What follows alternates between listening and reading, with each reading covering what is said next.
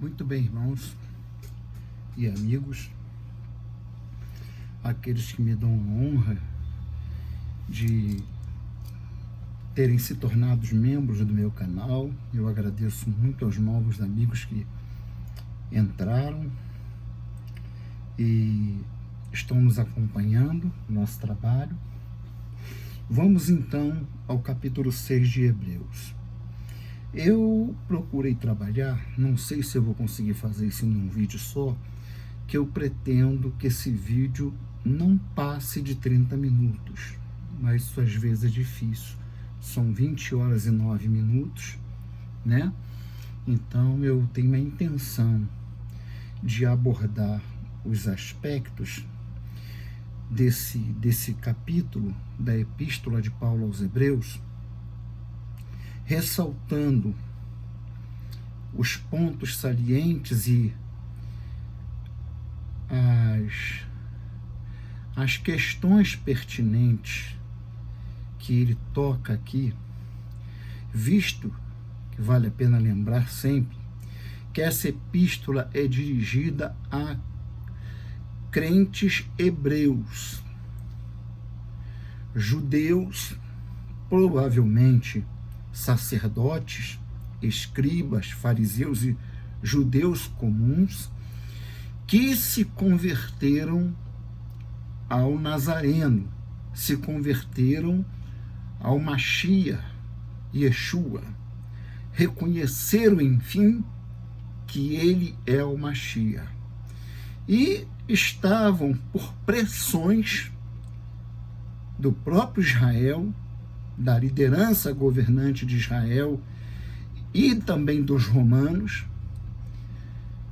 sofrendo o fogo da opressão, da perseguição e das ameaças com vistas a que eles desistissem do caminho e fizessem o que Israel historicamente vinha fazendo: voltar atrás e dar as costas para Deus. Então nós vamos aqui tratar da questão da escolha de Abraão, né, e do seu descendente, que as traduções em português estão todas viciadas e erradas. Ao invés de traduzir descendente, traduz descendência. E nós vamos ver no hebraico que o termo correto é descendente, embora isso se estenda a mais de uma pessoa, porque o Mashiach vai fazer muitos irmãos e, portanto, todos serão descendência de Abraão, mas a promessa é feita a Abraão e ao seu descendente, e não a sua descendência. E Paulo precisa fazer, na tradução dos Romanos, ali da Epístola aos Romanos, um adendo dizendo que fala de um e não de muitos. Então, a palavra correta seria descendente, dispensaria esse comentário de Paulo. E diz assim no capítulo 6. Deixa eu colocar aqui o meu óculos. Por isso, deixando os rudimentos da doutrina de Cristo, né, do Mashiach, prossigamos até a perfeição, não lançando de novo fundamento do arrependimento, de obras mortas e de fé em Deus, e da doutrina dos batismos, e da imposição das mãos, e da ressurreição dos mortos e do juízo eterno. Isto faremos, se Deus o permitir. Né? Ele vai aqui até o versículo 3, falando sobre a questão da natureza relapsa que é encontrada neles, que, devendo já ser mestres em todos os assuntos pertinentes, tanto à antiga aliança quanto à nova aliança, que já vinha sendo anunciado pelos profetas, no livro dos profetas, até mesmo na Torá, já havia a promessa de que viria um descendente de Abraão, né, que seria o Filho de Deus, o próprio Deus encarnado. e ele, como o Messias, seria o herdeiro, o primogênito de Deus. Então, eles são encontrados falhos em todas essas questões. E ele entra já dizendo, deixando os rudimentos da doutrina. Nós não podemos estar passando décadas e décadas, está ensinando questões sobre batismo, como que são o batismo, como que é, como que se deve impor as mãos, a ressurreição dos mortos. Isso são coisas que nós já dominamos, ou vocês já deveriam dominar. E lá no verso 7, depois nós vamos estar abordando ele de novo, ele fala, porque vivendo da maneira como vocês vivem, vocês estão sendo como uma terra que não conseguem produzir os frutos, mesmo sendo trabalhada com uma boa lavra. Ainda que se lavre bem a terra recebe a chuva, ele diz, porque a terra que embebe a chuva, que muitas vezes cai sobre ela e produz erva proveitosa para aqueles por quem é lavrada, recebe a benção de Deus. Mas a que produz espinhos e abrolhos é reprovada e perto está da maldição. O seu fim é ser queimada. Ele já está profetizando ali a ruína, a desgraça total de Israel, o Israel físico, que viria como o Messias prometeu e aconteceu. Então ele vem aqui trabalhando até o verso 3, falando sobre essas questões de rudimentos que eles viviam, aqueles hebreus, que agora estavam dando demonstrações de fraqueza e sinais de que iriam fazer o quê? Virar as costas para Deus. Virar as costas para Deus.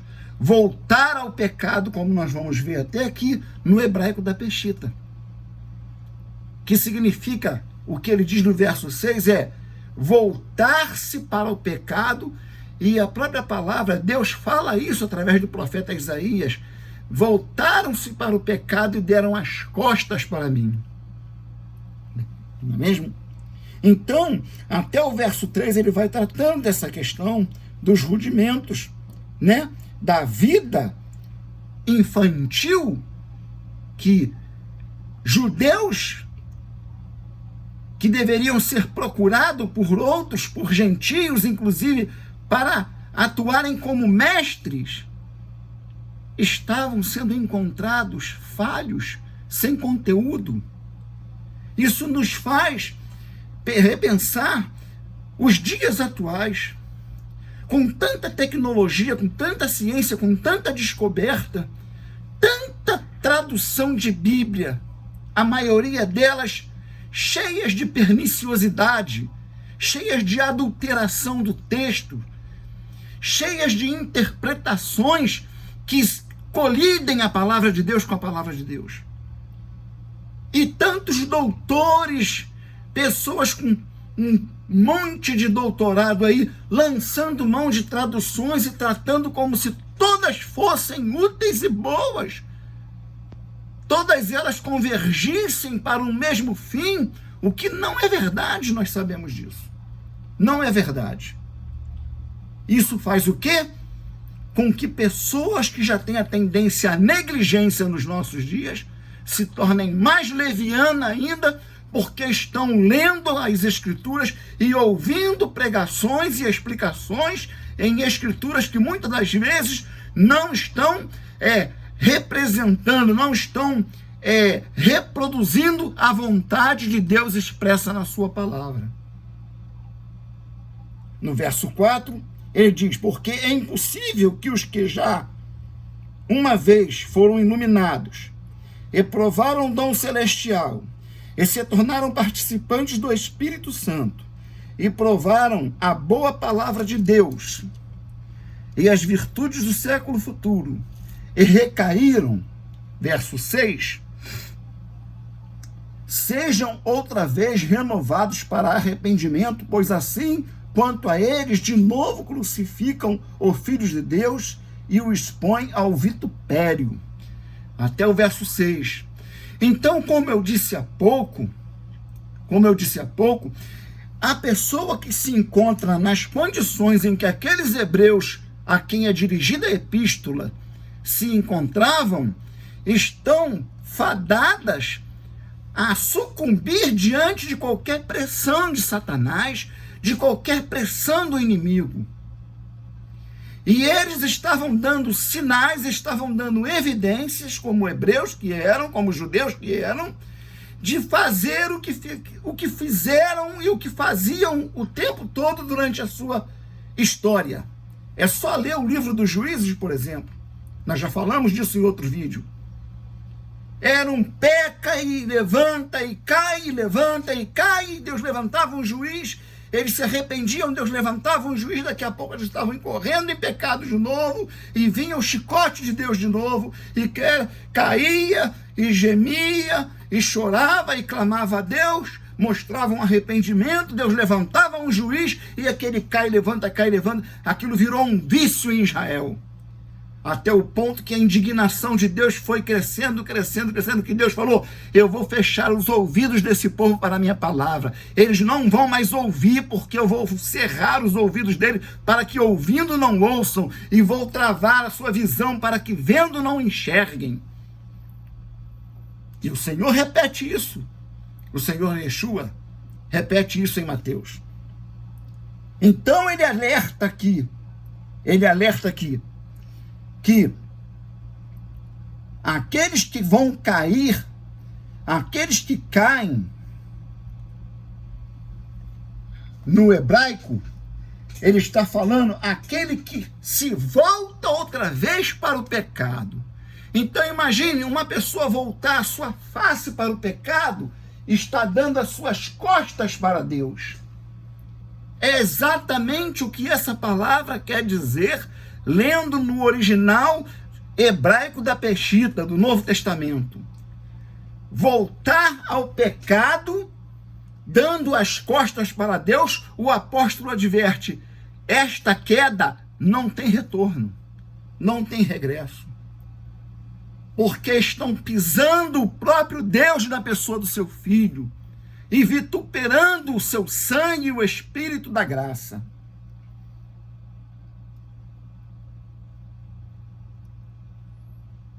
Sejam outra vez renovados para arrependimento. É impossível, pois assim quanto a eles, de novo crucificam o Filho de Deus e o expõem ao vitupério.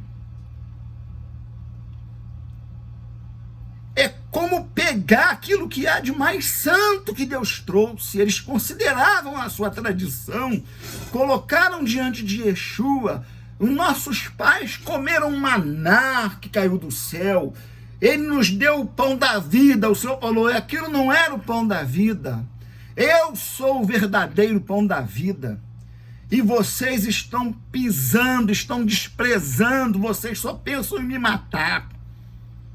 Vocês estão rejeitando, estão seguindo a saga carnal, diabólica da tradição dos judeus, que é sempre rejeitar e rejeitar e rejeitar a vontade de Deus. Só que dessa vez é a última chance, porque aqui está havendo um encerramento da velha aliança, e agora está diante de vocês o cumprimento da promessa feita a Abraão. Eu sou a promessa feita a Abraão. Eu sou o descendente, o herdeiro, e aqueles que foram dados pelo Pai a mim serão co-herdeiros comigo. Uma vez recaída, não tem como se levantar. E aí ele segue os versículos, nós já lemos o 7 e o 8, e na sequência, no versículo 9, ele vai falar o seguinte: mas de muitos de vós, ainda que estejamos falando assim, esperamos coisas melhores, irmãos. A advertência que ele faz com essas palavras duras é por causa da saga de ingratidão dos judeus. Kaufmann, um escritor judeu que viveu no século passado, ele fala que das duas piores coisas pelas quais Deus levou Israel à total destruição e ao exílio babilônico foram a ingratidão e a crueldade com os mais pobres. A crueldade, a perversidade, a violência e a demonstração de ingratidão. Deus não suporta uma atitude de ingratidão contra si e contra suas bênçãos. Então ele faz essa advertência e diz: espero que de vocês eu receba coisa melhor, porque também Deus, verso 10, não é injusto para se esquecer da vossa obra e do trabalho do amor que para com o seu nome mostrastes enquanto servistes aos santos, e ainda servis. Então ele fala, advertindo que eles permanecessem, que eles se mantivessem firmes na prática do serviço aos santos, da obediência à vontade de Deus revelada durante toda a sua história e agora, acima de tudo, na nova aliança, amando ao próximo como reflexo do seu amor a Deus. Que é ali que o amor a Deus se manifesta, através do amor ao próximo.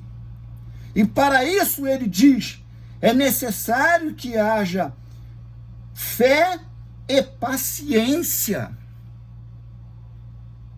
O serviço a Deus, meus amados irmãos, tem como a coisa mais difícil é nós mantermos a fé e retermos como uma irmã siamesa da fé, essa paciência, essa perseverança que nos leva a atravessar dias e às vezes anos muito difíceis. E não desanimar. Sustentando a fraqueza dos mais fracos e permanecendo, insistindo, através da perseverança, através da paciência, do exercício da fé espiritual que ele vai expressar de forma sublime lá no capítulo 11, lá na frente, dizendo o que é fé e como é a sua natureza, de onde ela vem, como ela brota. Não tem nada a ver com o intelecto, não tem nada a ver com força da mente, como ensinam hoje em dia. Porque a promessa que nos foi feita como herdeiros do Filho de Deus, que é uma promessa feita a Abraão e ao seu descendente, né? Existem algumas expressões hebraicas, Ioresh, herdeiro, sucessor, não é essa palavra que Deus diz a Abraão, né? Tem Ioresh Etzer, que é príncipe herdeiro, né? A palavra que Deus diz a Abraão é Zarahá, do verbo zará, que é descender, que é procriar. O substantivo é grão, semente, sêmen. Quando Deus faz a promessa a Abraão, ele não diz: a todos aqueles que descenderem de você está destinado à herança eterna. Aí entra outras questões, porque Deus faz uma comparação ali dupla. Ele fala: a tua descendência, os teus descendentes serão como as estrelas dos céus, a semente espiritual, e como a areia que está na praia do mar, voltado para a terra. Os judeus que estão aí até os dias de hoje, os mesmos judeus dos tempos de Yeshua, os mesmos judeus dos tempos dos juízes, os mesmos judeus cujos cadáveres ficaram no deserto. Areia do mar, terra, carnal, humanidade simples, vazia, sem vida com Deus, e a estrela dos céus. a descendência que a partir do homem espiritual, do Adão espiritual, surge e se torna inumerável, mas que não é a mesma coisa que se vê aqui na terra. Então a palavra que se encontra aqui em Romanos e na Peshitta é a mesma palavra que Deus usa em Gênesis quando fala com Abraão. O teu descendente será herdeiro do mundo. E a tua descendência, ou seja, numericamente, serão como as estrelas do céu e a areia da praia do mar. Eu já estou com 20 minutos de vídeo. Então, desse terceiro tópico, que fala de fé e paciência, participar da herança eterna, não era um tema ignorado. Não era um tema ignorado. Não era um tema que pertenciam só aquelas pessoas espirituais, aqueles judeus que reconheciam o Mashiach como tal, como a mulher Ciro-Fenícia, que tinha sua filha possessa, que não era, inclusive, judia, era de descendência estrangeira, era gentia, mas clamou, gritou e perturbou, e quando o Senhor testou a sua fé, comparando ela com cachorrinhos e dizendo: eu não fui enviado senão as ovelhas perdidas da casa de Israel, não é lícito tirar o pão dos filhos e deitar aos cachorrinhos. Ela disse: mas os cachorrinhos comem debaixo da mesa as migalhas que caem da mesa do Senhor. E o Senhor, ali maravilhado, atende ao pedido dela. Também em Lucas 18, aquele jovem que se aproxima do Senhor, Lucas 18, e perguntou-lhe um certo príncipe, dizendo: bom mestre, que hei de fazer? Olha bem, ele não usa a expressão para ser salvo. Que hei de fazer para herdar a vida eterna? Então, isso não é um conceito estranho, não é um conceito,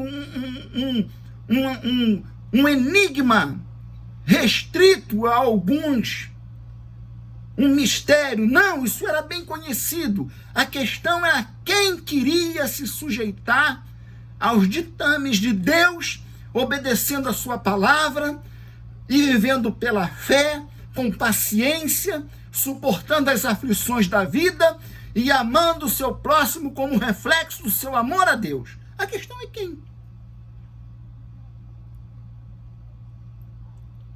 Quarto tópico: o pacto fundamenta uma esperança na promessa aos que se mantêm firmes na vida toda e morrem professando seu direito de herdeiro. Esses judeus, esses servos, esses nazarenos, esses que eram chamados de nazarenos, os do caminho, os seguidores do caminho, que viveram e apesar de toda a perseguição, apesar da dor, da crueldade, da morte terrível, atroz, ainda assim mantiveram o seu testemunho. Esses é que são os escolhidos de Deus. E Deus faz essa promessa a Abraão, e ele faz com o juramento e empenha a sua palavra. A chamada Brit Milá, né? Eu, por exemplo, equivocadamente pensava que a aliança era a aliança da circuncisão. Não. É a aliança da palavra. Brit Milá, aliança da palavra. A circuncisão era o sinal daqueles que pertenciam a essa aliança, que faziam parte desse pacto, que tinham a fé de Abraão. Então eles eram circuncidados, mas antes da circuncisão, Deus já tinha feito a promessa a Abraão. E após fazer a promessa, ele jurou por si mesmo. Versículo 18. Para que por duas coisas imutáveis nas quais é impossível que Deus minta, tenhamos firme consolação, nós, os que pomos o nosso refúgio em reter a esperança proposta, a qual temos como âncora da alma, segura e firme, e que penetra até o interior do véu. Penetra até o interior do véu. Porque na cruz, quando ele clamou, está consumado, ele rendeu o espírito e o véu do templo se rasgou de alto a baixo, abrindo para todos o santo dos santos. Agora quem olhasse não morria mais. Agora não precisava de um sumo sacerdote mais para entrar lá. Qualquer um de nós temos acesso à presença de Deus. Aleluia. Porque ele nos abriu um novo e vivo caminho. Onde Jesus, nosso precursor, entrou por nós, feito eternamente, sumo sacerdote segundo a ordem de Melquisedeque. Tema do capítulo 7, sobre o que nós falaremos, e com bastante propriedade, sempre dentro das Escrituras. Então, o conceito da herança da vida eterna, acrescentaram um monte de coisa, cidade de ouro, de diamante, rua de ouro, muro de cristal, e pegaram um simbolismo doutrinário e espiritual e transformaram em realidade. O YouTube está dizendo aí que já foi visto, o James Webb já viu a Nova Jerusalém, achou a Nova Jerusalém, ó. Ela está lá, não sei quantos trilhões de anos-luz da gente. Quando a palavra de Deus diz que ela vai descer do céu e a noiva vai ser empossada como esposa de Deus. Então, em Tito 3,7, para que, sendo justificados pela sua graça, sejamos feitos herdeiros segundo a esperança da vida eterna. Herança, é isso que tem que ser enfatizado. Há tanta baboseira sendo ensinada, tanta gente fazendo live para discutir. Jesus teve um irmão gêmeo, o santo sudário, e não sei mais o que. Preguem a palavra de Deus. Romanos 8, Paulo falando aos romanos. Vamos lá, rapidinho, já estamos encerrando, para não extrapolar muito o tempo e a promessa que eu fiz. Romanos 8,17 diz assim: e se nós somos filhos, somos logo herdeiros, também herdeiros de Deus e co-herdeiros do Machia, se é certo que com ele padecemos, para que também com ele sejamos glorificados. Agora, o pessoal está procurando riqueza, o pessoal está procurando carro, não quer mais Gol, quer Toyota, quer ver a empresa fazer filiais. A palavra de Deus nos conclama a lançar os nossos olhos para a eternidade, para os céus. Tem organizações e lideranças que se dizem crentes, evangélicos, pregadores da palavra de Deus, mas que só falam de coisas terrenas. Só chamam os olhares dos fiéis para as coisas materiais. E lá em Hebreus, no capítulo 6, no verso 17, ele diz: por isso, querendo Deus mostrar mais abundantemente a imutabilidade do seu conselho aos herdeiros. Não é o mundo, não. Tá? Não é o mundo, não. Não é quem quer, não. Não é quem tem livre-arbítrio, não. É aos herdeiros. Quem está dizendo aqui é a palavra. Se NVI, NVA, NVT, N não sei o que, diz outra coisa, não me interessa. Está escrito aqui, ó. Aos herdeiros da promessa se interpôs com juramento, para que por duas coisas, ou seja, a promessa feita a Abraão e o juramento,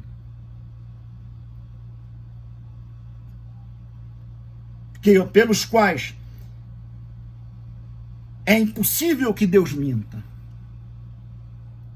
Impossível que Deus minta aqui não é que ele volte atrás e diz, eu não pensei bem, mas esses aí eu não quero não, eu mudei de ideia. Não é isso não. É impossível que ele se engane. Nunca houve uma mansão celestial feita para Judas Iscariotes. Nunca houve. Nunca houve. Desde a eternidade, desde antes da fundação do mundo, o Senhor diz, vinde benditos de meu Pai, e recebei por herança o reino que vos está proposto desde antes da fundação do mundo. Judas não tinha parte lá. Não tem casa vazia que vai ser dada para outra, não. Nem Herodes, nem Pôncio Pilatos e nem nenhum outro filho do diabo que teve e que está aí hoje em dia, inclusive dizendo que é pregador da palavra de Deus, adulterando o evangelho, adulterando as escrituras, desvirtuando a mensagem da salvação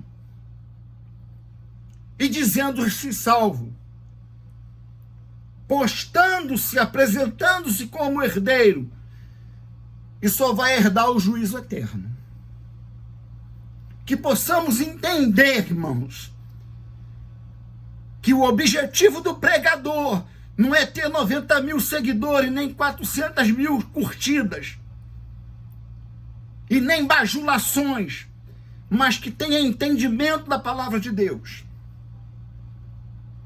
A mensagem da salvação e a mensagem verdadeira, a mensagem que reflete o antigo caminho, o caminho de Moisés, o caminho de Isaías, o caminho de Jeremias, o caminho de Ezequiel, o caminho de Malaquias, o caminho de Paulo, o caminho de Pedro, o caminho dos apóstolos.